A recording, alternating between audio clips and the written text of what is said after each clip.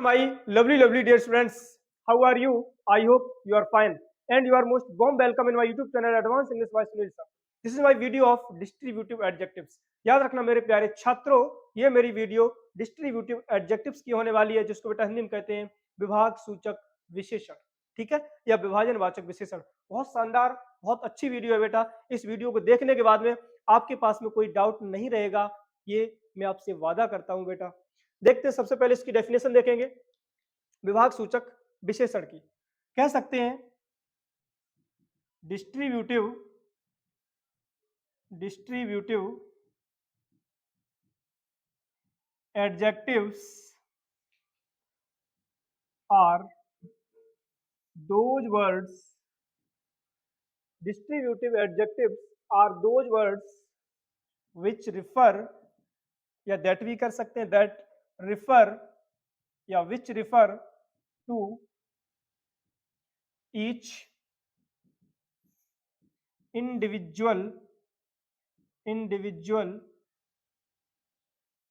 members individual member of a group as a whole is called distributive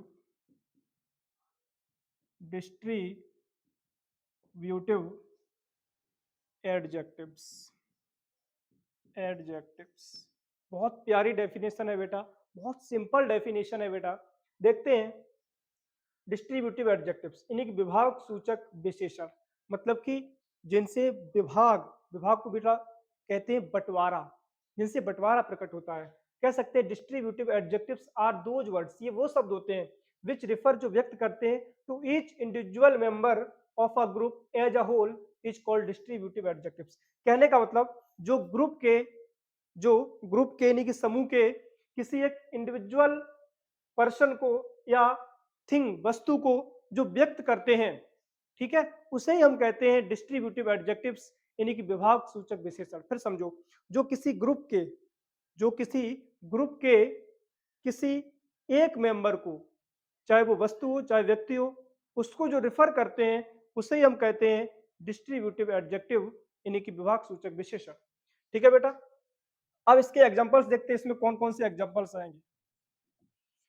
इसमें बेटा आता है आपका each, every, comma, either, comma, neither, etcetera. देखते हैं बेटा, ईच, एवरी, आइदर, नाइदर, ये हमारे सभी एग्जांपल्स डिस्ट्रीब्यूटिव एडजेक्टिव्स के हैं, विभाग सूचक विशेषण के हैं। अब देखते हैं ईच, एवरी, दोनों का मतलब प्रत्येक होता है बेटा। ईच मीन्स प्रत्येक, एवरी मीन्स प्रत्येक, आइदर मीन्स जब कोई चीज दो में से एक के लिए कही जाए तो आइदर, या के अर्थ में, नाइदर दोनों में से कोई नहीं। ठीक है, एक बार फिर देखते हैं। ईच का मतलब होता है बेटा प्रत्येक। किसके अर्थ में? प्रत्येक। एक या एक से अधिक, ठीक है, एक या एक से अधिक, एक नहीं लेकिन दो आ जाएगा, दो या दो से अधिक के लिए किसका प्रयोग करते हैं? ईच का। ठीक है, ईच प्रत्येक के अर्थ में, दो या दो से अधिक के लिए।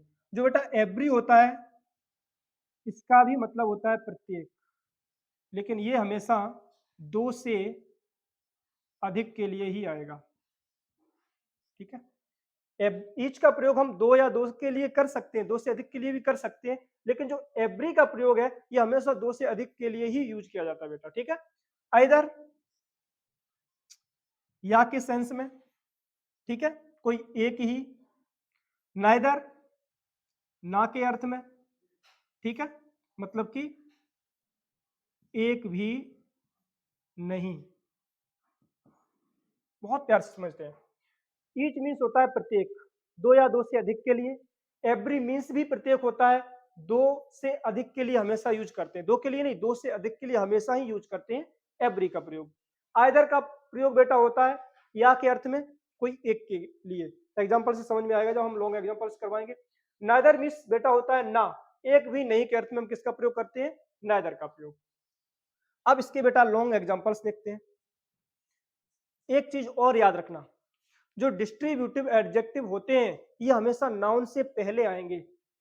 जब ये हमेशा नाउन से पहले आएंगे तो समझ लेना बेटा ये हमारा जितने भी एग्जांपल्स है ये हमारे सभी डिस्ट्रीब्यूटिव एडजेक्टिव्स हैं। ठीक है, ये एडजेक्टिव जो है ईच, एवरी, आइदर, नाइदर, इसको बेटा हमेशा हम नाउन से पहले ही रखते हैं। ठीक है, जब इनको हम नाउन से पहले रखेंगे तो बेटा ये कहलाएंगे हमारे डिस्ट्रीब्यूटिव एडजेक्टिव्स, विभाग सूचक विशेषण।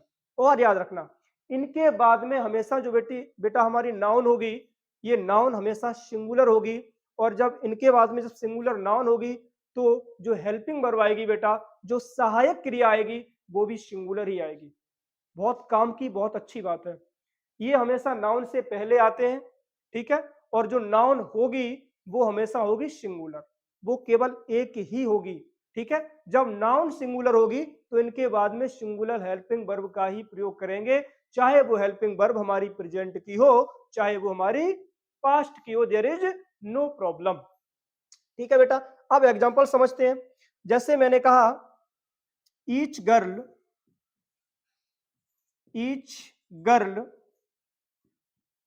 Is singing a song, is singing a song, each girl is singing a song, प्रत्येक लड़की गाना गा रही है। ठीक है बेटा, तो ईच गर्ल, गर्ल के पहले क्या है, ईच, ये हमारा क्या है, distributive adjective. Each girl is, प्रत्येक लड़की, इज सिंगिंग, गा रही है क्या, अ सॉन्ग। ठीक है, तो प्रत्येक के अर्थ में इनका अर्थ ईच, एवरी, इनका अर्थ प्रत्येक के अर्थ में होगा, प्रत्येक का मतलब एक एक करके। ठीक है, तो यहाँ पे बेटा गर्ल से पहले क्या है, ईच, ईच हमारा ये डिस्ट्रीब्यूटिव एडजेक्टिव है। ठीक है, एग्जाम्पल नंबर देखते हैं बेटा सेकंड। एग्जाम्पल नंबर सेकंड, जैसे मैंने कहा neither neither teacher neither teacher is neither teacher is teaching English, teaching English.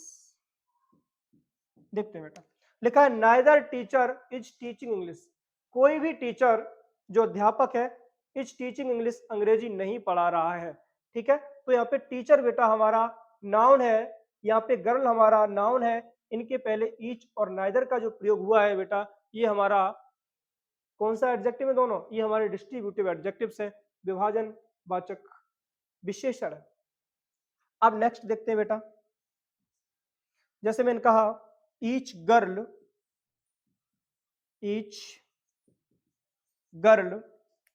Has a book, each girl has a book, प्रत्येक लड़की के पास में किताब है, प्रत्येक लड़की के पास में। तो ईच का मतलब प्रत्येक, गर्ल, यहाँ पे गर्ल भी हमारा सिंगुलर है, यहाँ पे टीचर भी सिंगुलर है, यहाँ भी गर्ल हमारा सिंगुलर है। कहने का मतलब इनके बाद में कभी प्लूरल नाउन नहीं आएगा। जब प्लूरल नाउन नहीं आएगा बेटा तो प्लूरल हेल्पिंग वर्ब होगी, नहीं होगी, होगी, बिल्कुल नहीं होगी। क्यों, जब प्लूरल नाउन नहीं आएगा तो हेल्पिंग वर्ब भी हमारी प्लूरल नहीं होगी। ठीक है, हेल्पिंग वर्ब होगी हमारी सिंगुलर। तो कहने का मतलब इनके बाद में सिंगुलर नाउन है तो सिंगुलर हेल्पिंग वर्ब भी आएगी। इज हमारी सिंगुलर हेल्पिंग वर्ब है, इज हमारी यहाँ भी सिंगुलर है, हैज हमारी यहाँ भी सिंगुलर हेल्पिंग वर्ब है। एग्जांपल नंबर देखते हैं बेटा 4। ठीक है, जैसे मैंने कहा every man is emotional, every man is emotional, is emotional, every man, प्रत्येक व्यक्ति, प्रत्येक इंसान, इज मीन्स है इमोशनल, भावुक, प्रत्येक इंसान भावुक है। तो यहाँ पे बेटा एवरी के बाद में मैन सिंगुलर है। याद रखना कुछ नाउन्स ऐसे होते हैं जिनके इंटरनल वोवेल को हम चेंज करके प्लूरल करते हैं। यदि एम ए एन, जो यहाँ पे ए हमारा वोवेल है, इसको ई में यदि परिवर्तित किया जाए, कन्वर्ट किया जाए, ट्रांसफर किया जाए तो यही हमारा मैन प्लूरल हो जाएगा। ठीक है, तो यहाँ पे मैन सिंगुलर है क्योंकि ईच एवरी आइदर नाइदर के साथ हमेशा सिंगुलर नाउन आती है। जब इनके बाद सिंगुलर नाउन आती है तो बेटा जो इनके बाद हेल्पिंग वर्ब होगी वो भी सिंगुलर ही होगी, चाहे वो हमारी प्रेजेंट टेंस की हो चाहे पास्ट टेंस की हो। ठीक है, तो एवरी मैन इज इमोशनल, प्रत्येक व्यक्ति इमोशनल है, जिसको बेटा हिंदी में कहते हैं भावुक है। नेक्स्ट एग्जांपल नंबर देखते हैं बेटा 5। जैसे मान लो मैंने कहा either book is yours, either book is yours, either book is yours, प्रत्येक किताब इज योर्स आपकी है। तो यहाँ पे बुक बेटा सिंगुलर है, इज हमारी सिंगुलर हेल्पिंग वर्ब है, तो बुक के पहले क्या है आइदर, तो either book is yours, either. अब यहाँ पे ईच एवरी प्रत्येक अर्थ में, लेकिन आइदर मीन्स क्या होता है, आइदर बुक इज योर्स मतलब कोई एक किताब आपकी है, मतलब जो किताब है उनमें से कोई एक ही आपकी है, कितनी भी किताबें हो, लेकिन यहाँ पे ईच बुक, अब ईच होता फिर भी बुक का प्रयोग होता सिंगुलर में, लेकिन आइदर है फिर भी बुक, बुक्स नहीं होगा। आइदर बुक इज योर्स मतलब कि कोई दो किताबें रही होगी उनमें से कोई एक ही आपकी है, आइदर या के सेंस में मैंने यहाँ पे लिखा है या कोई एक, तो आइदर बुक इज योर्स कोई एक ही किताब आपकी है। नेक्स्ट एग्जांपल नंबर 6 देखते हैं बेटा। मान लो जैसे मैंने कहा neither boy,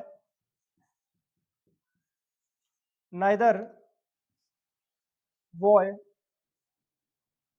is handsome, handsome, neither boy is handsome, कोई भी लड़का हैंडसम नहीं है मतलब सुंदर नहीं है, तो यहाँ पे बेटा नाइदर का प्रयोग है एक भी नहीं के अर्थ में। ठीक है, तो नाइदर बॉय कोई भी लड़का नहीं है, इज हैंडसम सुंदर, कोई भी लड़का सुंदर नहीं है, तो यहाँ पे बेटा एक भी नहीं के अर्थ में है। ठीक है, सिंगुलर वर्ब का प्रयोग करेंगे और सिंगुलर हेल्पिंग वर्ब भी हमारी आएगी। ठीक है, सिंगुलर वर्ब का मतलब इज, ये हमारी सिंगुलर हेल्पिंग वर्ब, इसको वर्ब भी कह सकते हैं। यहाँ पे जो बॉय है बेटा ये सिंगुलर नाउन है हमारी। ठीक है, तो नाइदर बॉय कोई भी लड़का इज हैंडसम, हैंडसम नहीं है, तो मतलब नाइदर मीन्स कोई नहीं, जब कोई नहीं है तो यहाँ पे बेटा जो सिंगुलर नाउन है वो है, और सिंगुलर नाउन के साथ साथ सिंगुलर हेल्पिंग वर्ब है इज। ठीक है, एक बार बेटा फिर देखते हैं, लिखा है ईच एवरी आइदर नाइदर, इनका प्रयोग हमेशा डिस्ट्रीब्यूटिव एडजेक्टिव्स यानी विभाग सूचक विशेषण के लिए किया जाता है। ईच मीन्स प्रत्येक, दो या दो से अधिक के लिए, एवरी मीन्स प्रत्येक हमेशा दो से अधिक के लिए यूज होगा ये बेटा ये। आइदर मीन्स होता है या कोई एक के अर्थ में, एक के लिए, नाइदर मीन्स एक भी नहीं के अर्थ में। ठीक है, नेगेटिव सेंस में। अब यहाँ पे लिखा है each girl is singing a song, प्रत्येक लड़की गाना गा रही है, तो गर्ल के पहले ईच है। ठीक है, तो ईच मतलब प्रत्येक, प्रत्येक एक के सेंस में, तो हमारा जो नाउन है वो भी सिंगुलर है, इसके बाद में जो हेल्पिंग वर्ब है वो भी सिंगुलर है, तो प्रत्येक लड़की सिंगिंग अ सॉन्ग गाना गा रही है, तो यहाँ पे बेटा ईच हमारा डिस्ट्रीब्यूटिव एडजेक्टिव हो जाएगा। Neither teacher is teaching English, कोई भी अध्यापक अंग्रेजी नहीं पढ़ा रहा है, तो यहाँ पे बेटा टीचर से पहले क्या है नाइदर, मतलब नेगेटिव सेंस में मतलब कोई नहीं पढ़ा रहा है, तो यहाँ पे टीचर हमारा सिंगुलर नाउन है, इज हमारी सिंगुलर हेल्पिंग वर्ब है। ठीक है, तो यहाँ पे जो नाइदर है ये हमारा डिस्ट्रीब्यूटिव एडजेक्टिव है। अब each girl has a book, प्रत्येक लड़की के पास में एक किताब है, प्रत्येक के पास में। ठीक है, तो ईच के बाद में गर्ल हमारा सिंगुलर नाउन है, याद रखना इनके बाद प्लूरल नाउन कभी आ ही नहीं सकता है, यहाँ पे गर्ल्स नहीं होगा। ठीक है, यदि यहाँ पे गर्ल है तो यहाँ पे तुम सोचो कि हैव कर दें, नहीं होगा, यहाँ पे गर्ल्स कर दें, यहाँ पे हैव कर दें, नहीं होगा, मतलब कि सिंगुलर नाउन आएगी और सिंगुलर हेल्पिंग वर्ब भी आएगी, सहायक क्रिया भी आएगी। नेक्स्ट है एवरी मैन इज इमोशनल, प्रत्येक व्यक्ति इमोशनल है, भावुक है, तो यहाँ पे बेटा एवरी का मतलब है प्रत्येक से, अब मैन सिंगुलर है, इसके साथ सिंगुलर वर्ब इज है, तो एवरी मैन इज इमोशनल, प्रत्येक व्यक्ति भावुक है, तो यहाँ पे बेटा एवरी हमारा डिस्ट्रीब्यूटिव एडजेक्टिव हो जाएगा। नेक्स्ट है either book is yours, either book मतलब कोई एक किताब आपकी है, तो यहाँ पे आइदर हमारा डिस्ट्रीब्यूटिव एडजेक्टिव हो जाएगा। नेक्स्ट है नाइदर बॉय इज हैंडसम, कोई भी लड़का हैंडसम नहीं है, सुंदर नहीं है, तो यहाँ पे बेटा नाइदर हमारा डिस्ट्रीब्यूटिव एडजेक्टिव हो जाएगा। और एक चीज याद रखना बेटा, हैंडसम बॉय के लिए किया जाता है, हैंडसम का यूज हमेशा बॉय के लिए किया जाता है, लड़के के लिए किया जाता है, और ब्यूटीफुल का यूज हमेशा लड़की के लिए किया जाता है। हम ऐसे नहीं कह सकते हैंडसम गर्ल, नहीं, हैंडसम बॉय कहेंगे, ब्यूटीफुल गर्ल नहीं, ब्यूटीफुल बॉय नहीं कह सकते, ब्यूटीफुल गर्ल कहेंगे। तो हैंडसम का प्रयोग बेटा बॉय के लिए होता है, लड़के के लिए होता है, और ब्यूटीफुल का यूज हमेशा गर्ल यानी कि लड़की के लिए होता है। ठीक है, तो हम हैंडसम गर्ल नहीं कह सकते हैं, हैंडसम बॉय कहेंगे। ब्यूटीफुल बॉय नहीं कह सकते, ब्यूटीफुल गर्ल कहेंगे। ठीक है, तो आई होप ये वीडियो आपको पसंद आई होगी। इसी प्रकार से हम आपके लिए वीडियोस लाते रहेंगे। जुड़े रहें मेरे साथ, मेरे इस चैनल को लाइक करें, शेयर करें और सब्सक्राइब करें। चलते हैं, मिलते हैं नेक्स्ट वीडियो में। तब तक के लिए take care and thanks for watching my video.